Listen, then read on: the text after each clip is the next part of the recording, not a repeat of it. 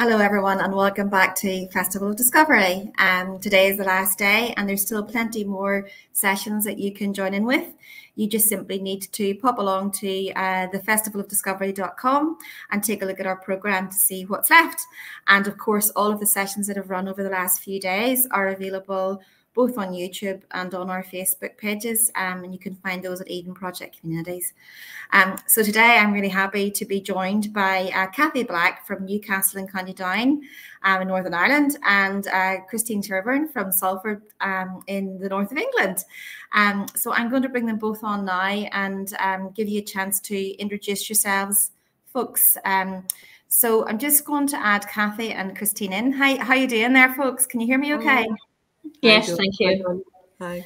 So Christine, I thought if you just wanted to introduce, kind of what you've been doing in your community, and then Cathy, we come to you afterwards, because I know you're very like-minded in the sense that both of you are very keen that people who have ideas around community just get going with them. Mm-hmm. Christine, I have been working on the Big Lunch in Northern Ireland for a number of years, and I know both you and Cathy are big lunchers, if you like. But tell me a little bit about what you've been doing in your neighbourhood and how you got started. How I got started, I'm quite a friendly person. When I was younger, I brought up two boys on my own, and very often I would wish for someone to give me a lift or just a friendly smile or something. So I suppose that's made me quite aware of what's going on around me, and when I see people that I think need maybe a little bit of cheering up or something, I just can't resist. So when we went into full lockdown and it was all so bleak, I started to think, what can I do? Like a lot of us, what can I do? And one of the things that I started doing was greening up the alley at the back, so that as and when the kids could come out, they'd have somewhere to go up and down on the little trikes and maybe kick a ball about, or just have it, because the parks were closed, everything was closed.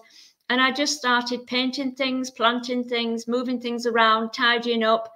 And then other people started getting involved, and it grew from there. And over the past 18 months, it's become a major project, really. And it's just been incredibly worthwhile. I have so many nice I've had so many nice experiences with it, where I know it's made a difference to people's lives. It's just a simple thing, but it's actually made a positive difference to the people around me. And so from then on, I kind of became the it girl for anything here. And so when anything was coming up, for example, last December we had the Christmas Eve jingle here. I don't know if you heard about that, where because the kids couldn't see Santa and they couldn't go anywhere, they said, everybody come out your houses on Christmas Eve, I think it was at 6:30, and ring bells for Santa. So I gathered some bells up. People came to me and said, shall we do something? So I got some bells, and Christmas Eve, we went out there and danced in the street and rang bells. It took practically no organising, just sort of letting people know. It cost nothing. But everybody made an effort, put the Christmas jumpers on and stuff. Not everybody came out, but most people did have a good look. And those of us that did come out, the kids came out, were on the doorstep ringing bells. It was literally magical for half an hour. It was just half an hour of madness and magic. And the thing that stuck with me was that the people next door, they had their elderly parents over for Christmas, and they both suffer from Alzheimer's, and they just loved it. That's amazing. Yeah, they loved it. It's all they talked about all over Christmas, was that we were dancing in the street and ringing bells on Christmas Eve. Cost nothing. Are you planning to do the same thing again, or have you got something else up your sleeve? Bigger and better. It's kind of expected now. It's kind of, yeah. I mean, since the lockdown's finished and people are getting back into their lives, there's not such a great need for it, but there was a real hunger and need during the pandemic for people to connect. And I think you've just got to you just think, what's it going to cost me? I might look a fool, but who cares?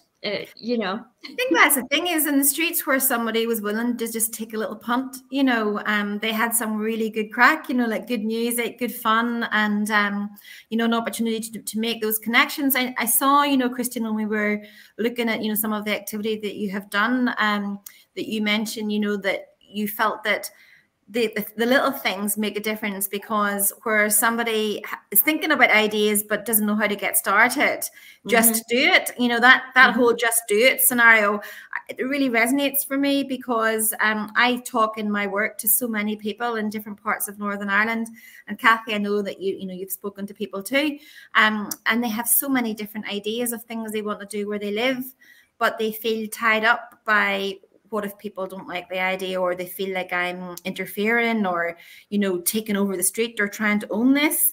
But actually, when people do something, no matter how small, there is always somebody that benefits from it. You were saying about how you thought, you know, where people took that activity on, it really helped those that were feeling lonely. I noticed that, you know, you were saying about not just loneliness, because obviously that's the automatic thing that people think about, but you were saying they actually feel more secure as well. Oh yeah, definitely. I mean, if you're living somewhere, a lot of us live at close quarters with the neighbours, whether it's in a block of flats or in a street like mine or in a house share. And if you know those people around you, if you know that they are like you, well-meaning, it takes away trepidation, it takes away fear. If you know you can ask a neighbour to bring your bin in or put it out, it just makes you feel not only less isolated, it makes you feel more secure. It makes you feel part of something bigger. And for a lot of people, like the kids that live near me in a house share, some of them, the parents are abroad, but they know that you know, house shares are very often negatively seen, and they can cause friction in neighbourhoods. But we've made a point of getting to know ours and welcome them to everything. And so they feel quite comfortable talking to us, asking us to take a parcel in. You know, it just makes such a difference when you can put a personality to the faces who are living around you. You don't feel, I mean, if you don't know anyone and it's so anonymous, somebody scratches your car in the night, you get up in the morning, you think it could be one of your neighbours. Now, if somebody scratched my car in the night, I know it would not be one of my neighbours. I just know, because I know them all. And we look out for each other now, whereas before we were very anonymous. We didn't. You think, don't interfere. I mean, we don't go into each other's houses. We don't sit around a lot doing nothing. Sometimes we do. But most of the time, we're just aware of each other and aware of each other's, I guess, needs for privacy, but also needs for a friendly face and a smile. And, you know, when something needs doing, then we know we can talk to each other about it without risk of offence, because we've all broken the ice. And when we did the alley up, there were people who live on the opposite side of the alley, and it's only 3-4 meters wide. On one side, they'd lived there 30 years. On the other side, they'd lived there 35 years. They lived literally not 10 yards away from each other and had never spoken. And I had to introduce that a lot. Yeah, with the work here in Northern Ireland on the Big Lunch, you know, I hear when I'm out talking about it, a lot of people will say, oh, you know, like, we have no problem. We know our neighbours. We're a really friendly street. And then they maybe will, you know, go on to do the Big Lunch, and they come back 9 times out of 10, they come back and say, I never realised how many people on our street didn't know their neighbours. Yeah. Because usually the person who organises it does know someone, or feels a little bit more confidence. And so as a result, they know more people in the area. But often, if you're that kind of person, you just presume that everybody else knows each other too. Yeah. And they don't, because people live busy lives and just don't have the chance to make connections. And then without those connections, your friendships and your relationships are outside of your neighborhood. So you never really get the opportunity. And that's why I think, you know, if you're someone who is friendly and knows your neighbors, you're nearly the perfect candidate to organize a big lunch or organize something where you live, aren't you? Yeah. We did a big lunch and it was really successful. Got people talking to each other that had never interacted before. And I still see the spin-offs from that. I mean, one of the ladies here wanted to organise, the big lunch was so successful, the sun shone, the food was good, everyone turned up, we had nice music, because we found out that one of the neighbours that lives in the street used to be a DJ and he had all the kit. So he took it outside. See, we never knew that. And he did the music and he loves doing it. Any chance he gets, he loves to do it as a hobby. And then one of the ladies, her husband unfortunately died during the pandemic and they weren't able to have a proper funeral and a wake. And so after she'd been at the big lunch, she said, this has been so great. Can we do this for my husband again? Can we do like and so we did, and my neighbour did the music, and you know, we helped her with the food, and we moved all the bins out the way, put gazebos up, and it worked really, really well. It worked really well. And then somebody came and said, can we do events here? I'm like, oh, that's a bit It's just going to get bigger and bigger every year. I'm not sure the council would be on board with that. I'm sure her husband would be very proud of her though too, Absolutely. because you know, it's a beautiful thing in his memory too, isn't it? Yeah, but before that big lunch, she didn't really interact with most of us. Just because she didn't get the chance, probably. Well, she's a busy woman with a family and everything. But now, you know, everybody asks after her, and she'll talk to me about other people, and she's one of us, you know, which is important because obviously she's still grieving, and it's important for her to feel that the people around her think there isn't an English word for it. I'm a linguist, and so my mind hops from languages. And in some languages, you have a word that completely expresses something, and in others you don't. And there's a German word for it, which means wohlgesinnt. It basically means people around you. If somebody is wohlgesinnt towards you, then they are thinking of you kindly. And that's what it is. It's thinking of the people around you kindly, not with suspicion, not with trepidation, but thinking of each other kindly.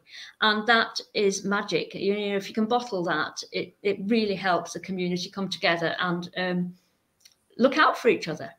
I see just Yosha in the, you know, because we're live on Facebook, and she has commented in and said, yeah, the connection that you've created and established with those little acts in the neighbourhood, and then building on to doing something bigger like your big lunch, and, you know, the community coming together for activities, you know, seems to foster tolerance. You know, that whole connection really does foster tolerance as well as a sense of security. So there's a lot of different outcomes coming from that. Kathy, you also, I know, do the big lunch in your neighbourhood. And I know that well, I'm always very jealous when I see the photographs of the lovely food. You're surrounded by good cooks, I think. Oh, absolutely.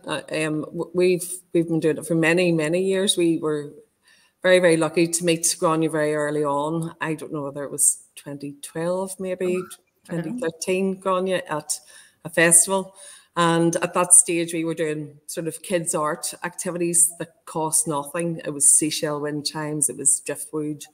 And food as a connection with the community the big lunch was a very natural fit for us to bring it to Newcastle, because it's something that you can do very naturally on a shoestring. You can ask everybody to bring a dish.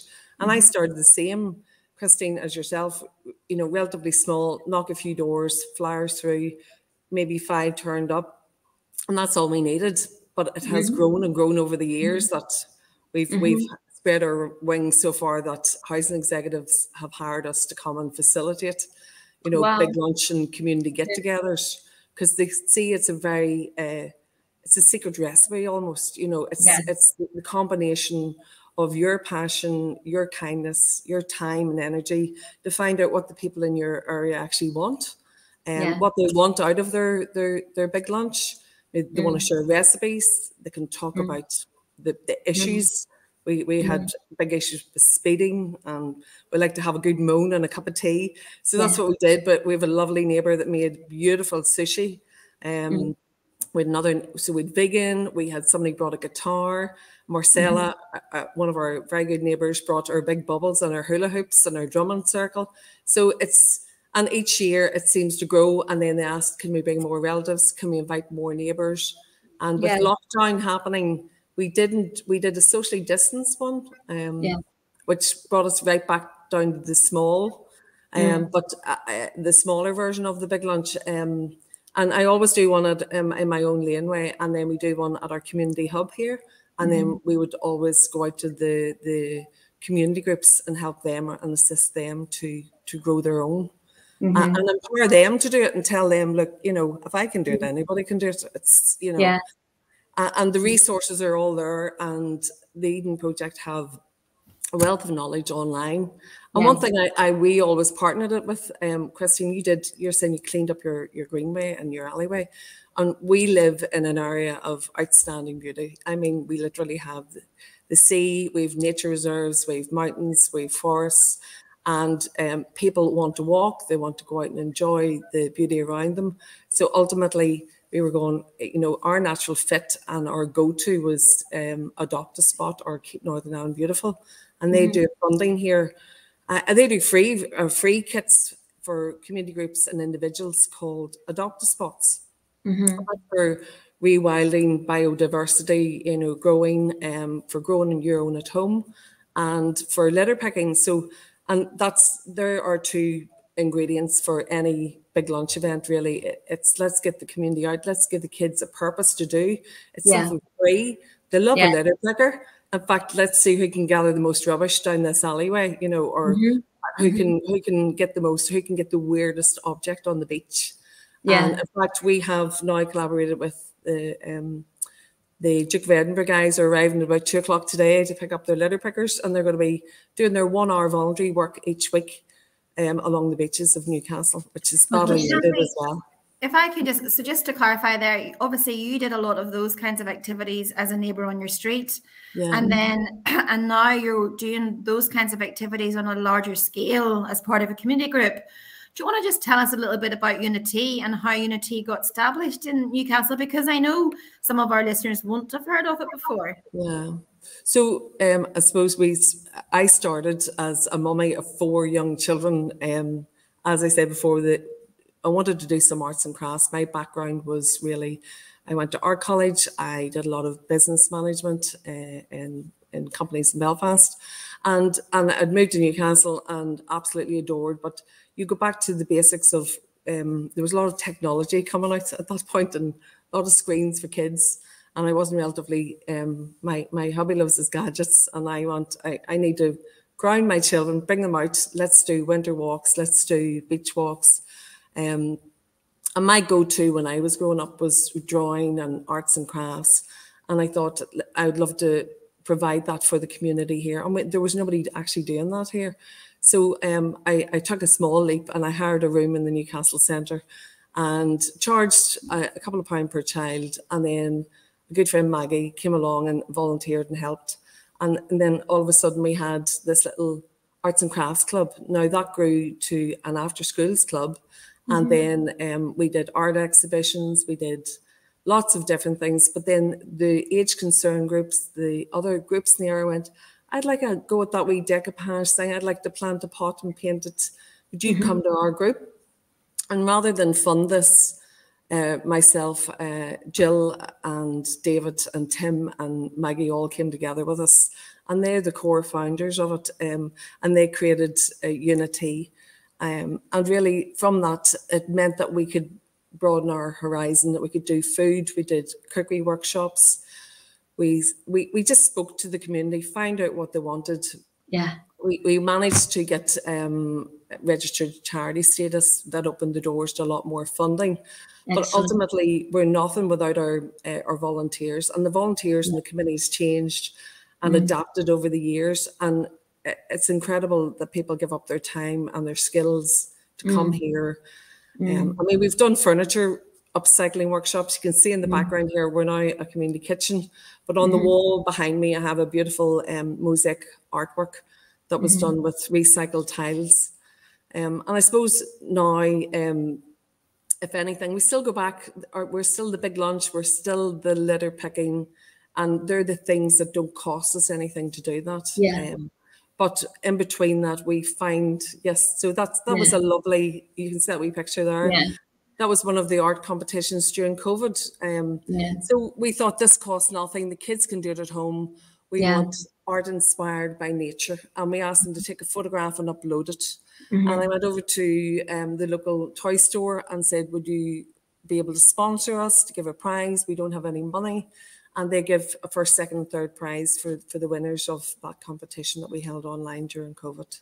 Now, we still, the things that go in the background as well of that, Christine, I was going to say, we spoke to, from a food and sustainability point of view, environmentally, this kitchen, we wouldn't have this kitchen without Awards for All.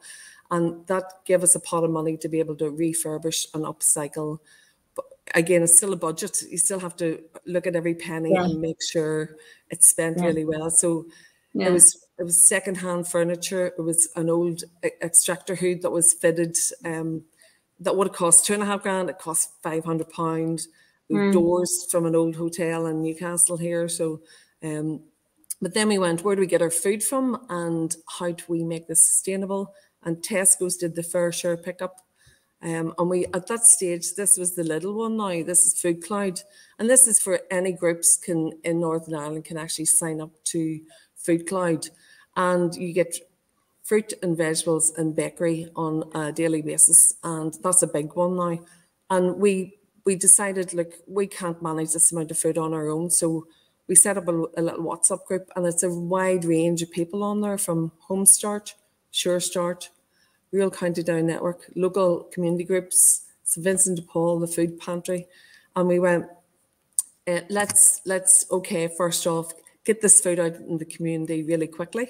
And we do that daily, still with that food pickup. But this image here is two of our brilliant volunteers. This is Jill and Benoit, and they volunteered their expertise and time to make nutritious foods during lockdown. And then we delivered it out to people that were identified us through those agencies. And it was also for people that were just lonely, or that were recovering from COVID. And it was delivering it to their door, and it was a nutritionally balanced soup or stew or meal. And we reached about 180 meals a week. Fantastic. At the time that we did with that. So as you say, it can grow, it grows really, really big. And over COVID, it was mad, crazy, busy. And now we're down, and all those amazing volunteers have all went back to their work and into their own little, and they might come back, but we would never have achieved the work that we did over lockdown without them. There were so many people over lockdown who stepped forward, that it is a symbol, I think, of hope in terms of where people feel that they're maybe in a disconnected community. The fact that all of that happens so many places shows that there is huge potential for us. We just need, people just need to do a little bit more to keep that going. Kathy, I just wanted to draw attention, because obviously there was so much around food deliveries and bringing things to people's doors, and that is still happening, in terms of some of the volunteer activity and things like that for community groups. But you took a step to do something to keep people connected. Can you tell us a little bit more about why you made the decision to reduce the deliveries? Oh, right. Well, we realised now, as the law had changed, and then I suppose, we were trying to get people back out again. And a lot of people were still we didn't want them to be reliant on the food.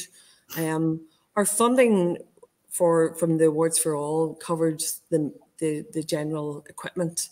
And we did get an amazing amount of money from the Lighthouse Foundation that allowed us to get really wholesome foods and fruit baskets to people that were actually recovering from COVID. I thought it was about March, April time. We wanted people to come back out again and do things. And we'd given out our litter pickers to the litter pickers, the regulars, that we knew they could go and do these things on their own. But I think, I can't remember, it was in around the big lunch this year.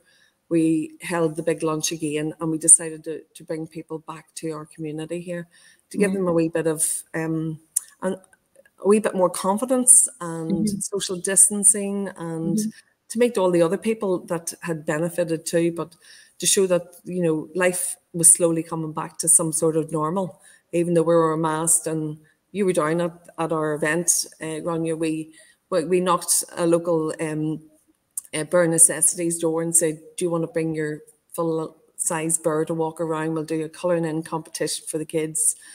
And I think bringing a teddy bear's picnic element to it, or bringing a bit of fun to it. And we invited the local fold and the local individuals that we had looked after, and they all came together beautifully and really enjoyed their time together, you know. Kathy, I met a lady there. She was on a walker, you know, for support. Yes. And she had said that was the first time that she had been out in months and months. You know, she was really nervous because even talking, you know, we were keeping our distance and both wearing our masks.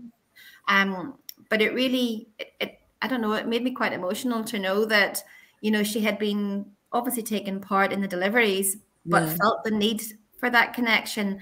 And it just made me think as I was driving home, how many more people like her were getting the deliveries, but feeling a bit lonely because they weren't able to get out and about.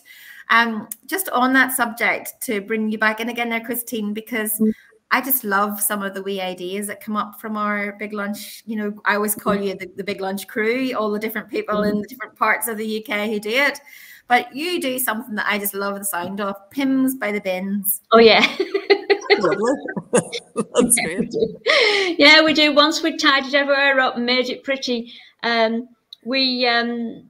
what we do Thursday nights in the summer when it's I don't know why Thursdays, it just sort of slotted in.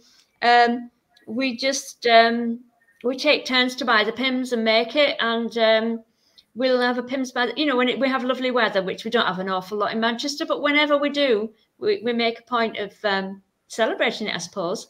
And even in lockdown, when we couldn't go near each other, we were stood leaning on, you know, elbows on the bins, Pims in one hand, elbow on the bin, you know, 3 meters apart, just gossiping. And you know, we put the Pims on a table in the middle, so we weren't like ever together. We're really, really careful. But yeah, and that's what we did. We'd say, come on, let's have do a Pims thing, and it's sort of gone from there. It's just lovely. It's just lovely. If any of us has too much food, we'll share it. Yeah. My son was visiting recently, and a girl I've got to know across the road as a direct result of some of the things we've done. When I say a girl, everybody under 50 is a girl to me. And the night before she'd been across, I'd taken a parcel in for her, and she was, you know, we're comfortable with doing that for each other now. And so I'd taken the parcel and she came to collect it. She said, oh, what are you cooking? It smells fantastic. I said, oh, it's my son's favourite thing. And I told her what it was. I said, he's coming to visit tomorrow. She says, if you've any left, can I try it? So the next day we had some left. We were having it for lunch again. And I was in the kitchen warming it up, and I texted her and said, you know, if you want some, I've got some now. Bring a plate. She says, I'll be across in 5 minutes. I said, good, the front door's open. So my son's in the dining room minding his own business, and this strange woman walks straight through the house with a plate into the kitchen. And dishing food up, and off she goes again. I mean, she's a really busy working woman, and you know, and just really appreciated somebody cooking for her once in a while. And I often, because I live on my own, I often cook too much, and I'll share it, and then other people say we've got too much of this, and we share it. So my son sort of looked at me and went, what's going on? It said, you know, how do people know they can come and get food here? What's going on? But that's kind of what happens, isn't it? You just grow, you know, those kinds of nice relationships just grow out of that one thing that you've started. And, you know, it's like sewing, isn't it? You just kind of seem to thread more things in. Yeah, I do actually think there has been, like, certainly this year, people who would normally do the big lunch have felt like there hasn't been the right time to organize it, maybe just because your community has had COVID one after the other, or someone has lost somebody dear and it doesn't feel right. And others have felt, yes, we've lost people and we want to celebrate them, so we're going to do something. But I think that maybe this Christmas, you know, there will be more people having, it might not be Pims, but, you know, it might be a cup of tea, but they might be doing more to make connections with the people nearby. And I think, you know, people like ourselves that are working with the network and, you know, making connections in our own areas, I think we do have a certain amount of responsibility in our work, particularly to encourage the people that have ideas they haven't tried yet and maybe lacking the confidence to get going. So I just love the way both of you, when you were coming back to me about, you know, the things that you would talk about, both wrote just did, you know, or said just did when we were chatting. And so I think that's great advice because there are things that you can just do. There are things that you can just do. And I think the thing to do as well, it's quite important. I've learned it's quite important not to expect anything from others. Yeah. If you start something off, you've got to see it through. Yeah. And you can't expect people to have the same passion and commitment that you do. And you can't expect people to help. But they will. People will help and they'll offer help. And then when they do, accept it. You must accept help. Even if it's not quite what you had in mind, let it happen. Because if you're waiting for people to get involved and you want to sort of spread the load and you're feeling overwhelmed, well, really that's your bad. You've got to, like, everything that I do. I mean, don't get me wrong. There's a point in everything that we do where I think, what am I doing? How have I pulled this on myself again? How am I going to pull it off? I wish there was somebody here to help me. There's always a point where I think, why am I doing this to myself? But, you know, once the thing gets up and running, you just think, that's why. It's just amazing. It's just, you know.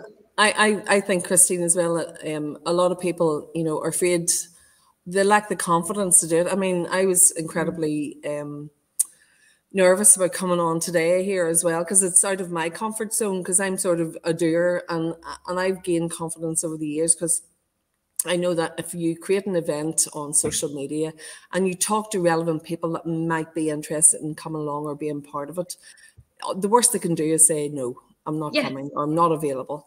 And ultimately there is a backup plan. It might be me, my hubby, and my 4 kids, you know, let's go and do this anyway.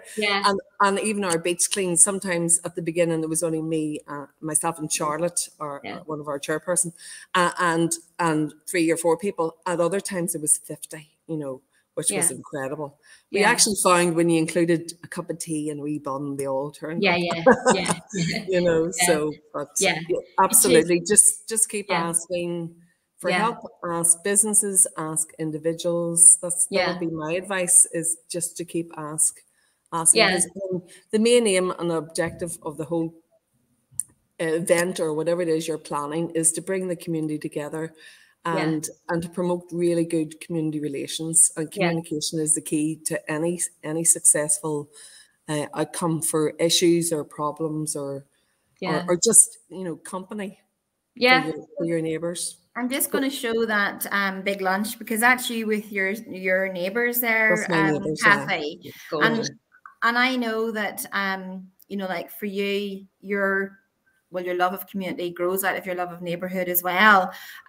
But, you know, for both of you, but that advice around just do it, you know, some people will be nervous of doing even an event that size. So, you know, the advice that we're giving people now, particularly with next year being the Jubilee and the big launch being an official part of that, we're encouraging people to take the month of June and to try and just do one kind thing in their neighbourhood during June to get neighbours together, whether that is the pimp by the bins, Christine, or whether that's a coffee in the kitchen. But you know, if you don't feel confident around doing something at a bigger scale like that, the big lunch isn't about the size of your event. Actually, it's about the fact that everybody's doing it together, and what you're doing is a big thing for where you live. So it can start to be, you know, it can be as small as a couple of neighbours.